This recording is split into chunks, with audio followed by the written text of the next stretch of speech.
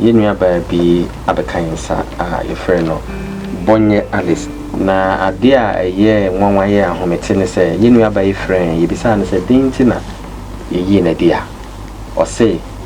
ahokyere ntino ntimi ntua ne school fees nti ema okowia sebi obisika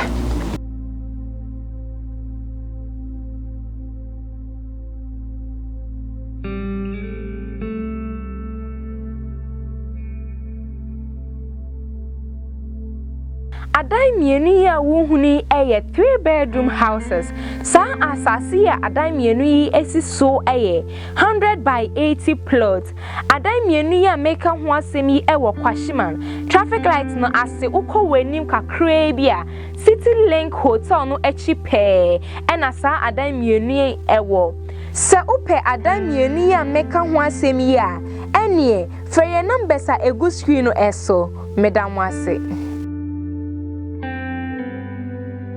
Yeti fema munyina akwaba na enna no pay yenua baby abekansa your friend no Bonye Alice na sa ereya ye kana semi wa me atiase se oye nursing student na me kana se na oye nursing student sisi ya ye na mo kasai otifi ye yinedi na ade a ye nwanwa ye ahomete ne se yenua baby friend ye bisa ne se dintina ye yinedi a o se ahokyere ntino ntimi ntua ne school fees nti ema okowia sebi obisika na de ema ye nije ye nokre a okakere yen ni emprepi ni nipa bi yesa na won ka nokre mpo enkyerɛw ene ye pese bisa no de ye ya okowia obisika se ode kwa akotua ne school fees if se de bia brese chenchena obeko school na before se yebe konen chen no yebe da ye Pro Air AC Systems Limited ase ye Pro Air AC Systems Limited I kan wan se me omo wo enkran kokomlemle se o air condition ho totwuma ana se open air condition bibiara ayefa air condition ho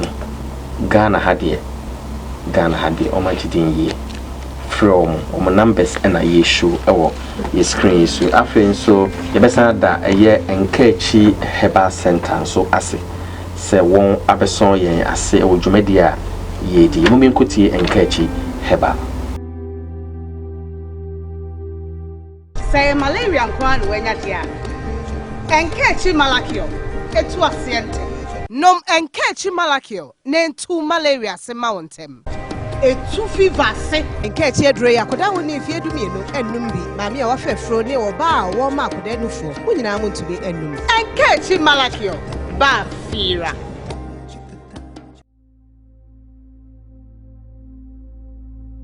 Alice ati say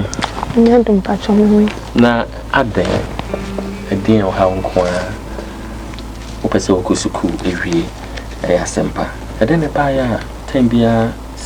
sika etwon esan pacho mama ni papa no omunye ejuma papa bia ye papa we security ban aketua sa mama so ya adwengo na sisi an ye ntobium ti se person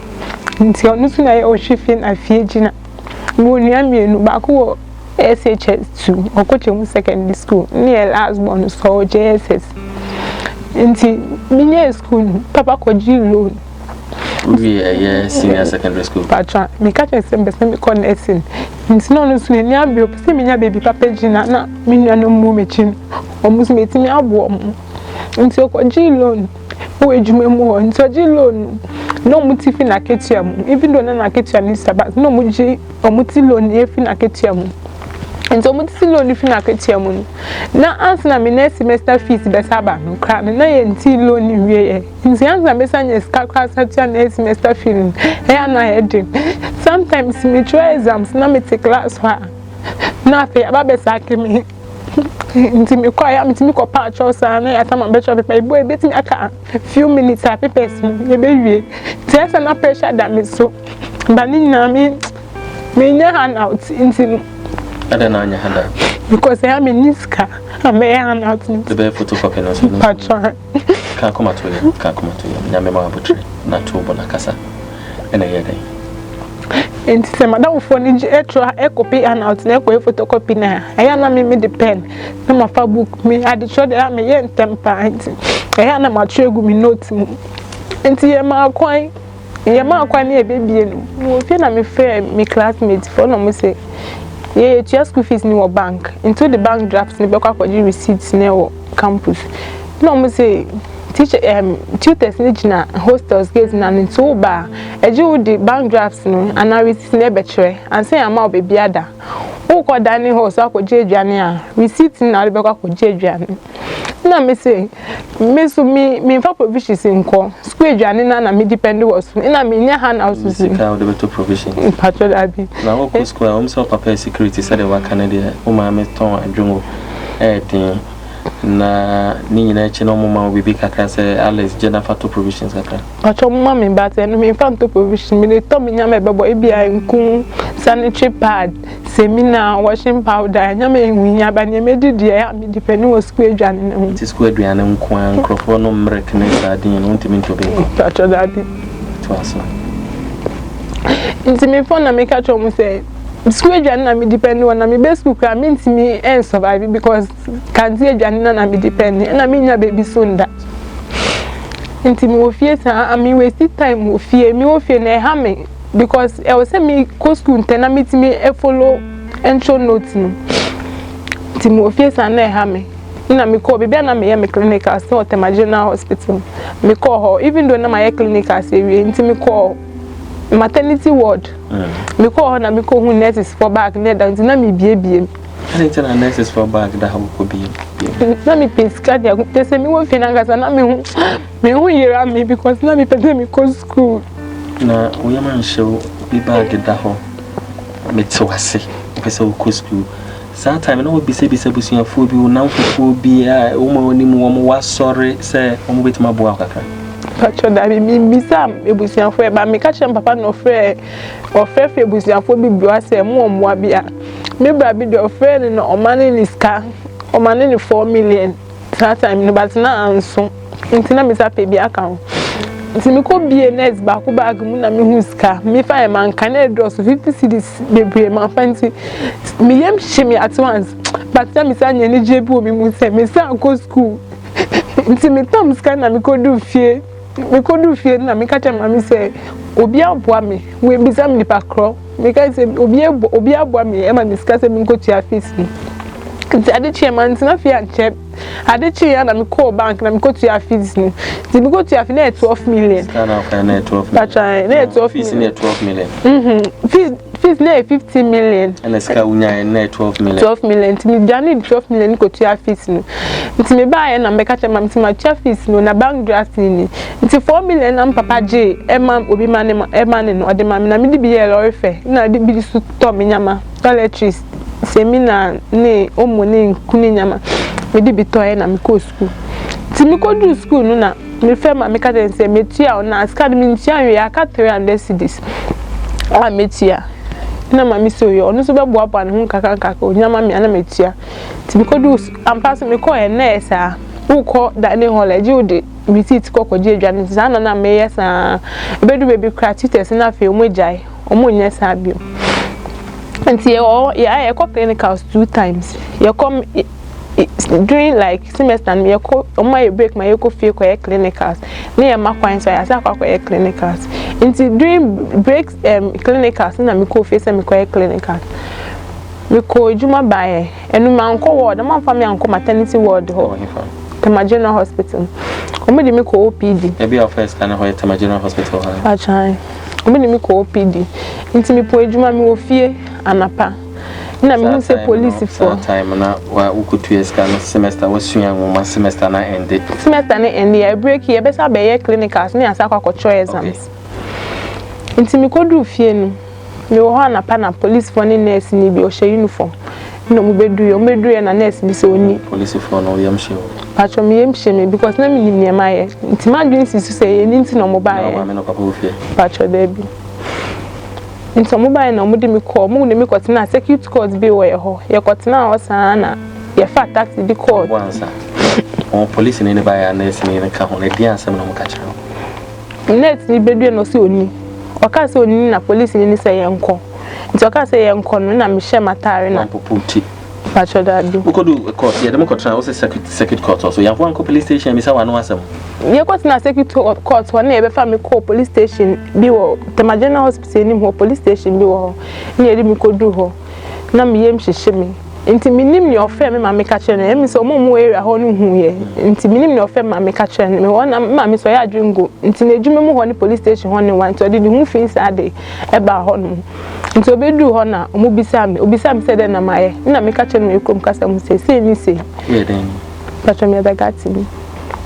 me ka kire nti police woni bisa me asem no na me ka say ampa scan me fire na me ko tua me fees na me yes ni say no me see your matin nti me ka chom se mpacho se mitimi tie ska na mo beyi mi ana mo se ai o mo beyi mi ntimi tie a ya chiwutu pacho ai for how many days we did 3 days ina mo ma mi bill ma mi ko fie nti o ma mi bill na mi ko fie esa ko school mu kwa try exams my time na obi enu so wa fasika pacho debi nti hospital director na free school ho e ka try your principal ni say mi students bi abe say ni say wo hospital ho nti me ba your principal ni ka say me try exams ni wi na me ko fie ko court na ni ebesi bia me mfem nti me ba fie be ko court no me ko court da nti police ni prosecutor no mo ka try me say me kwa me nka say ni say e dey no ka say ka me ko en prosecutor ni say so e bi say me nka say guilty with explanation sano ka say me nka na me cheche judge ni say ni say nti me ka me ko course ni o mo ka try me say me nka na me ka me ko do na me say guilty with explanation nti judge ni bisa me say nti school no me da so ko as na that prosecutor ni say ka try me say me ka say school ni ka ye imedi but na ye imedi nti me ka try judge ni say school no ye imedi na judge ni wusu ni ti o hwe me no say see me ma me nim papa be amakopa asem de abremu ai asai me de mi enko dem 6 months nti jeli o patrai oko hin in some female prison to asem ti mi ko dem be 6 months ni be dru a ye be yi me no me nim bre me ba maintenance me sa ko school mo na me say me ko try exam ko pa principal na yes sure dey go patrai semester na ending but no after mo try exams and class are different semester mo na principal ni said ebi ma say record no nti anya de obeji mi bio ma say school ni dinti oh ya osen na me ya ma because me drink scan papa ko eko di loan ko ji na arrest school no so me ntimi anko enya botre atiefo nsem de bo ha na ahomete ena da bia ka no die ahokyere e de nipa ekopie no na da bia meka woni bo ha na ye quick to pass judgment and so ebinto da yenka se de oye ne eye se okofo bisika na edu ba bia wanhwa obeya adibi en beba ho so na akofa oha okese abro ade a wo ye odi sika na ye no so no na ehia na ye o life sisi dinti a wabaha edin na opesa wo ye edin na wo hwehwe dinti a wabaha se me say person me go school biom because me I hu me uniform ni wo fie kra me ti mu say am ma me mo o mo je e ho me kra so me hu uniform ni say da ho a ha me patrai na uko dru sen second year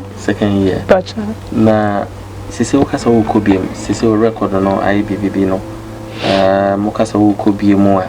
it means say wo do SSC results is an ko share obrana CBM it means say wo sign akọ shall say all together again and no emu abam say wo san ko she bibia se patron that because my determined mama was seeing go me na I don't know minim say wo san ko school a omobejewa apart from nursing results F B3 A1 nyina wo untimi nye bibi foforo untimi nko nye bibi foforo bia yesi kuro edo so entina fa ko munye no ase bibi baby say ya baby foforo so ha bia bejo unrin bibi a pesa wo ye ho bibi foforo bia a obetima ye apart from nursing said be ya ochina ko school obi point but before that my send me question way and your first question second question Would the better and see him fun to Gano. Not on ferries will be who says, say now to one and say now to. But your baby. I didn't see. But you're not making my determined because we are determined now. We already said challenges be our be facing. So they can't say. So they can't say. Me who be our kind of crash me, I'm a come from Jiddy say, Alice Asama or King, a beca Munina Macoma. Said there be a mechano, yes, Crystal car said, Ubia on your sabon in Bidano. On to bo, nothing, I did. I do a biana yappy, say, be the canasem. Your boy nipa be pray, your boy won't 77 only be. Why a boy on?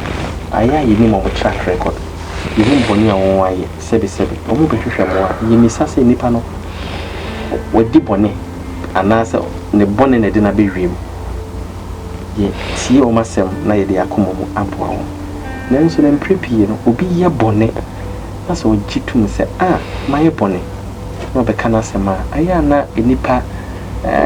enya tema se won beboa nipa won te sa natural sa feeling no natural na nso no yes, ye nyame di yesu nyame na ya gidi say ye nyinara aye bone and we all fall short of the glory of God. E be sure say ye nua no mo a won no ma bi atwe asan efin bi atwe asan ma ye mu won animtia alisa asemi kama kuma bi gidi say nipa pia wo tin so e kan wa kom ene say circumstances are ma okofa sika de tosum ye no onu mu o say die twam nyina chi no o pese o de na prapo ye bibi o yo ba kama ne ye sho sa ho kire ne ade nti o bo aboduku esu nti hwe na o be ka so ye penny for how many years 25 years o hwe ne ni ma be ka so obusa ye be sremo obi e kan wakoma e de na se o pese na me bisa question say apart from nursing minim so obenya so wanya I mean again because we apply for university crime sure so obenya again na person we ka na ati4 nt but apart from nursing so that can be say me go aviation school but you scanning draws yes minim but minim say no draws is invest training college no minya aviation summit me akọ ebi wa hefa ebi wa Accra pacha school na person ko pacha ati for the better name said you Crime Check Foundation and say launch Crime Check Foundation Educational Support Fund na munyina mujidi say yetue school fees bebre amasika no asa ayi na ba ya say said ya akwa kodu school na ebe bo an say obeko so obeko university so obeko aviation school so be den wa me ati access obeko aviation school tie the better name obi e ka akoma person boa ye nua bai obi a ogitum se bone e batani pa biara ho na enipa na eye bone no oni yankasa na yenhwe emwa ye betimi de aboa ye nua bai se de bai ye besan hu ne bie man na ne bag bone kon ho na okusuku na serie e wonani na tamfo bonsama o pia no kura sa o han yetimi ahyemu sa bonsama no oni yankasa na Alice yintimi emwano Alice wasun be brave na ede pa na makorre ho pa mama me we won say mama me papa mo bre na me so na me first born sometimes papa ko so how much ko ejuma o si enye ye hunti anka o si ejuma e oja because of bre mama so e si ejuma no ye enye man help sometimes mo complain e me ya because me nya baby papa engineer me so me hwe bi nua na mo aka Jason. Ati for ya de yasem ebisi ya. That's ne. Ya do san ababu chembe.